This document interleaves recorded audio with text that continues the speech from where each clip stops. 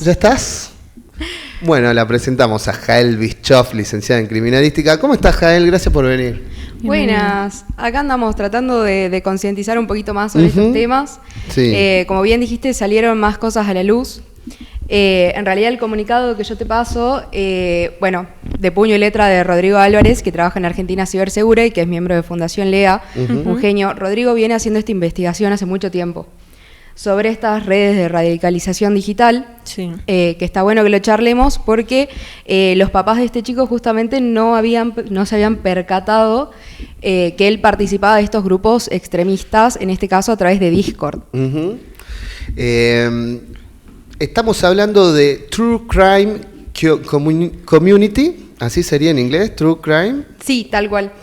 ¿Qué sería esta organización que está en Discord y que está poniendo en alerta a tantos padres sobre el accionar de muchos jóvenes en la Argentina? Bien, primero expliquemos qué son las redes de radicalización digital y después hablamos de este en específico. De este en específico, bueno. ¿Cómo es el concepto redes? De radicalización digital. Bien, explica eso. Hay varios grupos. Son comunidades organizadas que operan en plataformas como Telegram, Discord y foros anónimos como por ejemplo Reddit. Su objetivo es reclutar adolescentes vulnerables, exponerlos progresivamente a contenido violento y extremista y en los casos más graves incitarlos a cometer actos de violencia en el mundo real, que es lo que vimos en Santa Fe.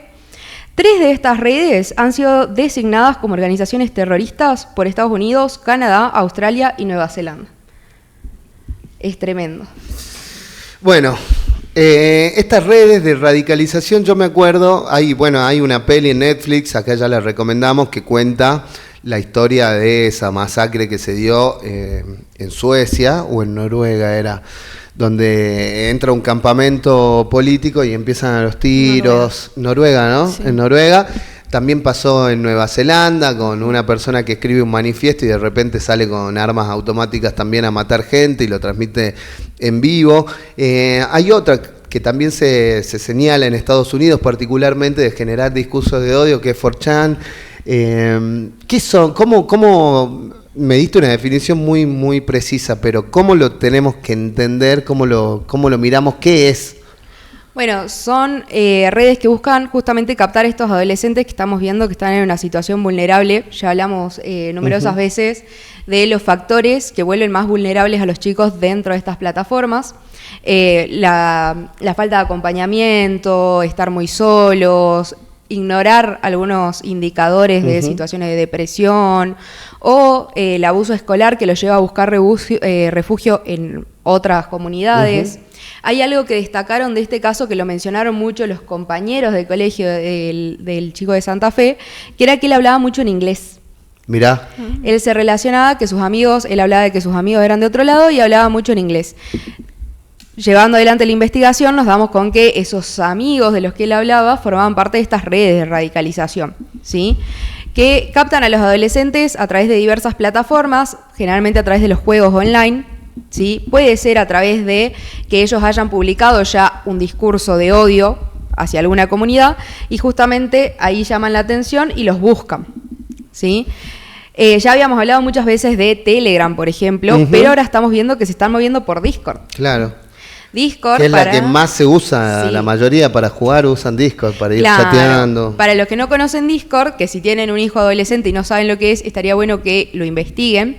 Es una plataforma mediante la cual los chicos hacen como una llamada grupal mientras están jugando, pero a su vez pueden armar grupos, enviar mensajes, compartir, ¿sí?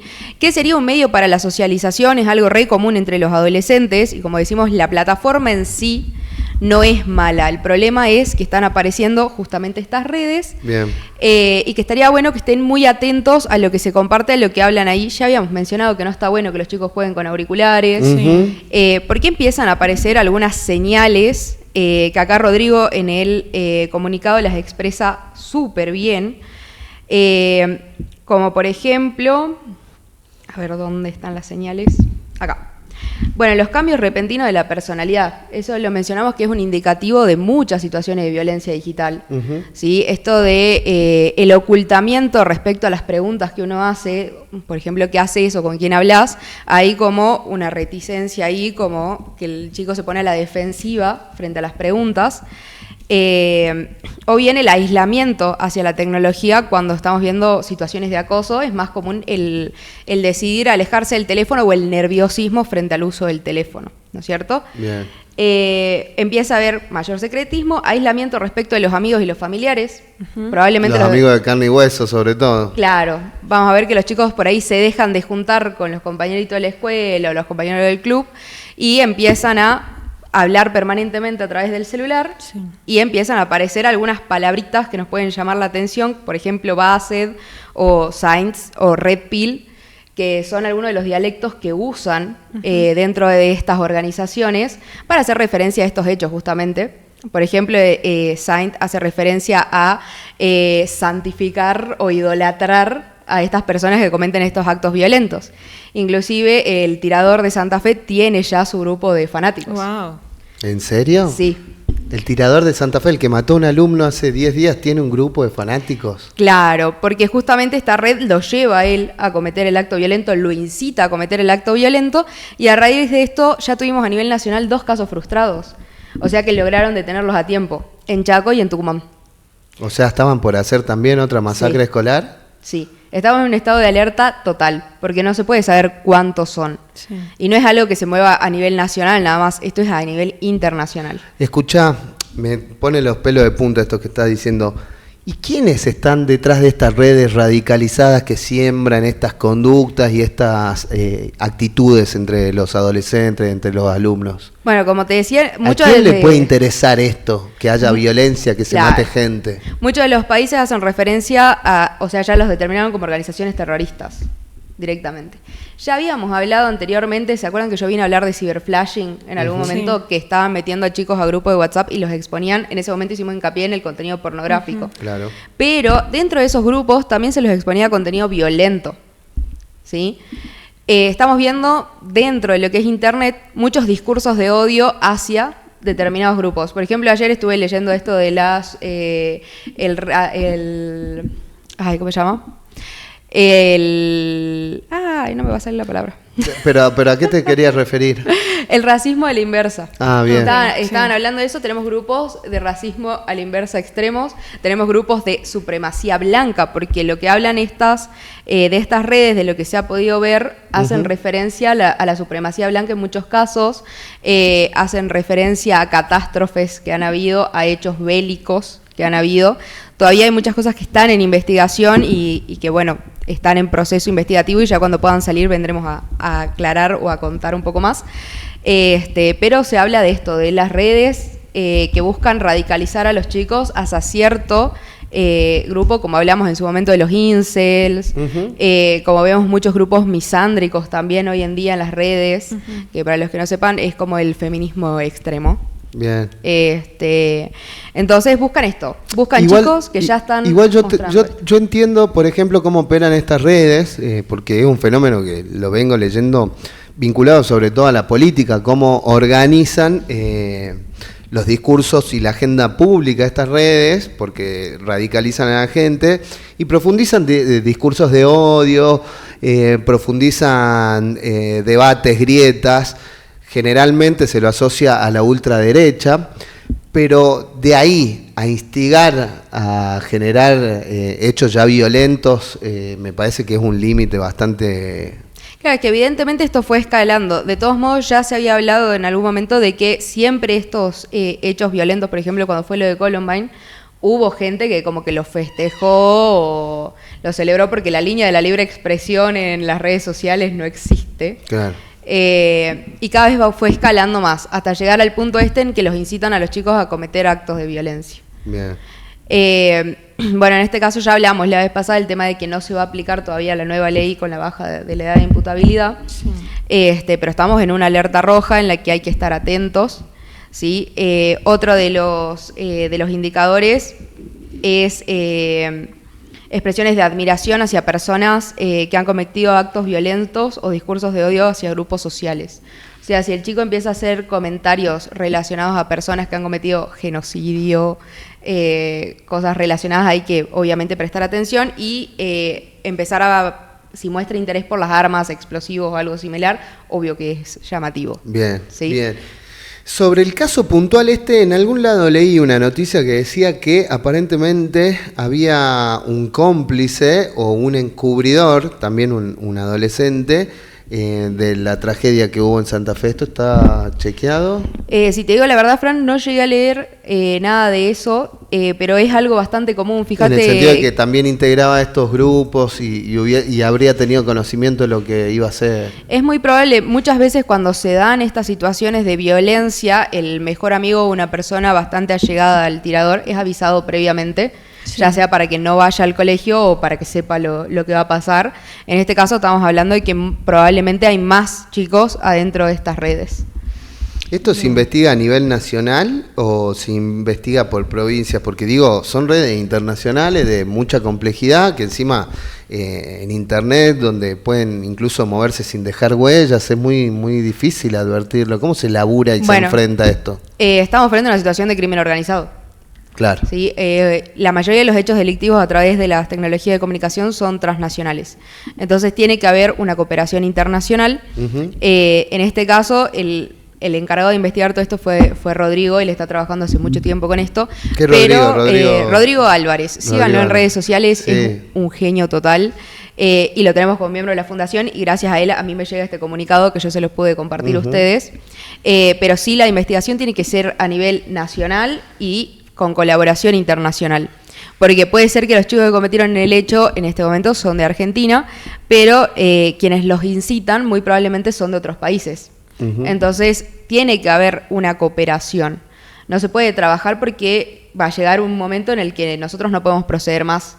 O sea, nosotros ya averiguamos la existencia de estas redes, tenemos esta información, pero si el país del que son los incitadores, no toma cartas en el asunto y no hay quizás un acuerdo para una extradición o para trabajar, hacer una investigación conjunta, es muy difícil. ¿Qué tema? Lo hablábamos temprano con Marti, cosas que no nos hubiésemos imaginado antes, ¿no? Son tal muy cual. De la época estas cosas, ¿puede ser? Sí, o sea, si bien tuvimos casos... Existen casos de redes que antes, sí. Claro, o de atentados, de masacres escolares, pero no este nivel de complejidad de que desde Estados Unidos, incluso en inglés, puedan radicalizar a un chico del interior de la provincia de Santa Fe. Estamos hablando del caso que conmocionó a la Argentina hace 10 días, para la gente que recién se suma. Estamos en la 94.5, seguimos haciendo Punto al Mediodía, hablando del caso que conmocionó a la Argentina y que sigue dando información que realmente a muchos nos pone los pelos de punta.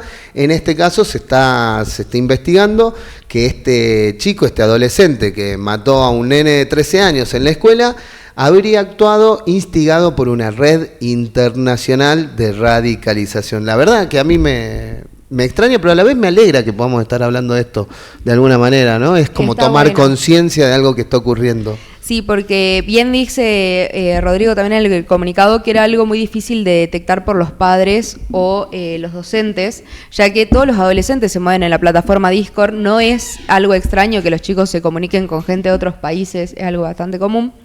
Entonces hay que encender las alarmas y prestar más atención. ¿Sí? El vocabulario, el cambio de conducta, hablar con los chicos, ya hablamos de esto hasta el cansancio, sí. Uh-huh. Porque la idea no es prohibir, ¿sí? Es hablar de estos temas, es prevenir sobre estos temas, educar sobre estos temas, porque justamente si vamos a la prohibición, sin diálogo va a empujar a los adolescentes a hacerlo desde el secretismo. Claro. ¿Sí? Lo van a seguir haciendo. No es que ahora vamos a prohibir Discord y los chicos no usan más Discord y listo. Porque si nosotros dejamos de usar Discord o lo prohibimos, se van a pasar a otra plataforma. Y lo que a mí más me llama la atención de todo esto es que antes todas estas cosas operaban en la Deep Web. La gente que llegaba ahí era porque de verdad quería llegar a ese punto. Y ahora estamos viendo que se están moviendo por plataformas súper cotidianas. Uh-huh. Algo a que un clic de distancia. Claro, los chicos están muy cerca de estas cosas. Así que bueno, vamos a tener que prestar más atención, porque antes, bueno, es llamativo que un adolescente tenga Telegram, porque hicimos referencia, se mueven muchas cosas ilegales a través de esa plataforma, muchas sustancias ilícitas y un montón de cosas, y las medidas de seguridad de la plataforma complican mucho la investigación, pero Discord era una plataforma netamente para el gaming. Claro. O sea, los chicos jugaban. Discord es una plataforma, lo traduzco como para bostero, porque a mí me costó entender de qué era hasta que me mostraron. Es como el viejo MSN, para que se dé una idea, que en vez de chatear con gente, estás dentro de diferentes canales de acuerdo a las comunidades que a vos te interesa integrar. Entonces son infinitas las comunidades en las que pueden formar parte de los chicos, y no necesariamente esas comunidades están supervisadas o están exentas de que hacia adentro se hablen, se digan o se hagan cosas que son o ilegales o inmorales o reñidas con la ética. De hecho, no solamente tienen para escribir, también tienen para comunicarse a través de audio, tipo llamada. Sí, y conversaciones que obviamente participa gente de todo el mundo. Claro. Y bueno, como para resumir esto, los chicos dentro de Internet están expuestos a tres tipos de riesgos. ¿Sí? Tenemos los riesgos de contenido, que es lo que ellos pueden llegar a ver en las plataformas que usan, que ya hablamos hasta el cansancio, que hay videos inapropiados en YouTube, que pueden ver cualquier cosa en TikTok y demás. Entonces, estar expuestos, que ahora tenemos contenido violento, pornográfico, los incitan o muestran conductas poco saludables. Hay un nuevo pico alrededor de los trastornos alimenticios, porque vos entras a Twitter y hay un montón de gente hablando de dietas extremistas, o ves en TikTok, bueno, con esta dieta bajé en una semana, no sé. Y los chicos están consumiendo esto. Entonces ese es el riesgo de contenido. Después tenemos el riesgo de contacto, ¿sí? Que es cuando los chicos ya entablan una conversación con una persona adulta, ¿sí? La persona adulta contacta con los chicos y tiene la intención de participar de estas redes de radicalización, de que suceda una situación de grooming, todos los peligros de los que ya veníamos hablando. Y el tercero es el riesgo de conducta, que va a hacer referencia a lo que publican los chicos en sus redes, que es algo que llama a estas redes de radicalización. Si los chicos repiten discursos de odio, si los chicos comparten en sus redes sociales algo relacionado con estos temas, es mucho más probable que los capten, ¿sí? Hablando esto de siempre configuren bien la privacidad, la verdad que a mí hay redes sociales que no me parecen aptas para los menores. Me parece, por ejemplo, X es un agujero negro. X es Twitter. Twitter. No estaría bueno que menores de edad estén en estas redes. Hay otras que ya tomaron algunas precauciones. Instagram sacó una versión para adolescentes que tiene ciertas medidas de seguridad, pero no dejan de estar expuestos, porque vos, si agregás a alguien, ¿sí?, que te manda un mensaje, que comparte este pensamiento. Privado, claro. Y como para sumar un dato, los mensajes de Instagram van a dejar de estar cifrados. O sea, eso que nosotros usábamos de forma privada va a dejar de ser cifrado y van a empezar a alimentar una inteligencia artificial con todo lo que nosotros hablamos en Instagram. No, ¿para qué? Sí. Porque a Mark Zuckerberg se le ocurrió que iba a estar muy bueno usar todo lo que nosotros hablamos en privado para recopilar datos, información. Increíble. ¿Sabes qué? Me quedó picando eso de que el asesino de la masacre de San Cristóbal en Santa Fe tenga un club de fans, como también lo tuvieron otros asesinos en otras masacres. ¿Qué es lo que hace que la gente se haga fan de un asesino? Y habría que ver qué contenido están consumiendo y bajo o de qué moral están justificando el hecho. O sea, si hay gente que lo ve como un héroe, o lo ven como un justiciero, o en qué papel lo ubican, ¿sí? Pero es muy probable que ese club de fans sea gente que ya formaba parte de esta comunidad o que ha llegado a la comunidad a raíz del hecho, y que hayan estado siguiendo lo que iba a pasar. En algún otro momento hubo otra situación de tiroteo, ahora no recuerdo en qué país, que lo descubrieron y era por un grupo de Facebook, que el chico ya había estado avisando lo que iba a hacer. Claro. Y lo llegaron a detectar porque ahí Facebook actuó decente. Pero ahí entran un montón de preguntas. ¿Qué medios de seguridad tienen las plataformas para detectar estas cosas? Porque encima tienen todo un código, todo un lenguaje difícil de detectar. O sea, en ningún momento van a decir palabras registrables fácilmente. No van a decir matar, por ejemplo. Claro. ¿sí? También lo vimos grupos de adolescentes organizando festivales de violación, básicamente. No. Y vos no sabía que decís... existía eso. ¿No vieron problema que hubo con el club de Buenos Aires? Sí, de la miel loca y estas cosas. Estaban todos los mensajes. Sí. Que todavía no salió nada comprobado en la justicia, son simplemente mensajes reenviados. Todavía eso está en investigación. Pero ¿cómo no se detectan estas cosas? ¿Cómo nos llama la atención que estén hablando tan explícitamente de esto? Y es porque muchas de las palabras que son más fáciles de reconocer las cambian por otra cosa. Qué loco. ¿Y sabes de qué caso me gustaría que hablemos también? Del caso del propofol, el fentanilo. Ya me han preguntado de esto varias veces. Y todo el escándalo alrededor del hospital italiano y los anestesistas y la joda Propofest y todas esas cosas. Bueno, es evidentemente ahí van a empezar a salir muchas más cosas de acá.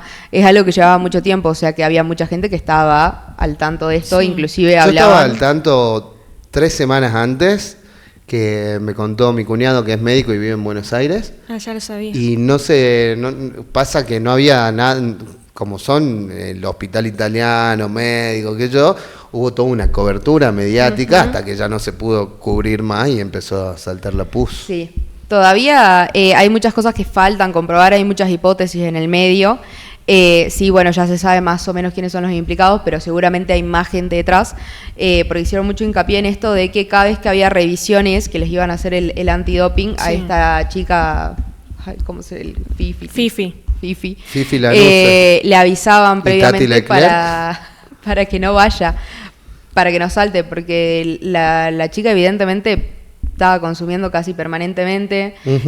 A raíz de esto, mucha gente en X, fuente, vamos a comprobar, pero hablaron de esto de que eran los mismos anestesistas los que vendían Tusi en las fiestas, los que cocinaban la Tusi porque tenían acceso a los materiales necesarios para prepararla, y que después surgieron esto de las Propofest.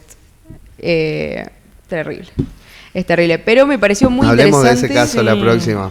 Bueno, me pareció muy interesante el análisis que hace una psicóloga respecto de esto, que habla del burnout que están teniendo los médicos por la presión que hay y la cantidad de horas que están trabajando. Claro. O sea, aprovechó este caso, que no es para justificar bajo ningún punto de vista lo que pasó. Injustificable. Pero lo común que se ha vuelto el consumo de sustancias para relajar, para dormir, y es por el nivel de presión que tenemos todos en realidad, pero los médicos particularmente haciendo las guardias de tantas horas y demás, se ha vuelto como muy común esto de consumir algún tipo de sustancia para dormir cuando llegan pasado de vuelta la guardia, y esto va escalando obviamente. Pero a nivel sociedad, lo que hablaba esta psicóloga, que desgraciadamente no la guardé a la publicación y no tengo el nombre, pero hablaba del nivel de presión que hay que te lleva a vos a querer anestesiarte. Claro. A querer literalmente apagar tu cerebro. Porque cuando yo leí la noticia... ¿Vos sabés que entre mis amigos se dio esa charla? Digamos, decían, ¿cómo puede ser que te tomes una sustancia, un estupefaciente, para dormir? O sea, claro. Qué aburrido, me decían, no. Ese para dormir es lo que fue el opio, lo que fue la heroína, epidemia. Sí. Hablando mal y pronto, pasaron de lo que se consume normalmente en las fiestitas, que son las mal llamadas drogas recreativas, claro. A buscar algo que apague el cerebro. Claro. En vez de que te active, a que te apague. Claro, a que te apague. Es un derivado del opio, como bien dijo Fran recién, entonces tiene unos efectos similares al fentanilo, morfina, heroína, vienen de lo mismo. El riesgo es el mismo que el de la sobredosis de morfina. Exactamente. Sí. Bajan tanto las funciones vitales que lleva al paro cardiorrespiratorio, por eso es que vos tenías a tu cuidador que por las dudas te iba a volver a traer del más allá. Claro, te iba a hacer revivir. Y bueno, dentro de la profesión tenemos psicológicamente este factor de jugar a ser Dios. Es algo que psicológicamente está comprobado, que estás permanentemente... cuidando o tratando de mantener en este plano a la gente. El anestesista tiene un rol muy particular dentro de la medicina. Sí, son los que más cobran además. Sí, vos te pasás un poco y chau. Y chau. Entonces, o le hace de menos y hace estar despierto una persona en una operación, sufrir, claro. sí. Entonces hay una línea muy fina que a nivel psicológico tiene un papel re interesante esto de jugar a ser Dios, y que lo llevó a jugar con su propia vida en algún punto. Es tremendo. Complicado. Jael Bischoff, has pasado por punto 1. Tenemos un montón de casos. Lamentablemente te vamos a tener que seguir invitando. Sí, no hay problema, cuando quieran. Coordinamos de nuevo. Jael, me importa que la gente sepa dónde te puede encontrar si quiere tomar asesoramiento y tomar el toro por las astas y hablar con sus hijos, invitarte desde algún colegio. Me ubican en Instagram, @lic.jaelbischoff. Sigan también a la Fundación Lea en redes, que ahí se van a estar enterando de todas las capacitaciones. En este momento ya arrancamos con la diplomatura superior en Ciudadanía Digital, pero están a tiempo de sumarse porque hoy recién va a ser la segunda clase. Así que hoy lunes, ¿qué es? Lunes 13 de abril es la segunda clase y todavía se pueden sumar. El mes que viene abre la diplomatura en agentes comunitarios, que es para todo público, no es necesario que tengan título previo, así que todos se pueden anotar. Y bueno, síganlo a Rodrigo también, que le mandamos un beso y un abrazo y muchas gracias por la información. Decí el apellido de Rodrigo Álvarez. Porque si no, capaz que la gente ¿quién es piensa que Rodrigo? estás hablando del potro Rodrigo. Claro. Rodrigo Rodrigo Álvarez. Álvarez y, también especialista en ciberseguridad. Especialista en ciberseguridad. Forma parte de Argentina Cibersegura y es el que nos brinda toda esta información de primera mano, así que súper agradecidos. Y nada, me voy a tomar el atrevimiento de decirle muy feliz cumpleaños a una de mis mejores amigas, así que Mica, te mando un beso. Bien, un beso grande para Mica también, ojalá que esté del otro lado y si no le hacemos llegar este recorte. Gracias, Jael, un gusto. Muchas gracias, como siempre. chicos.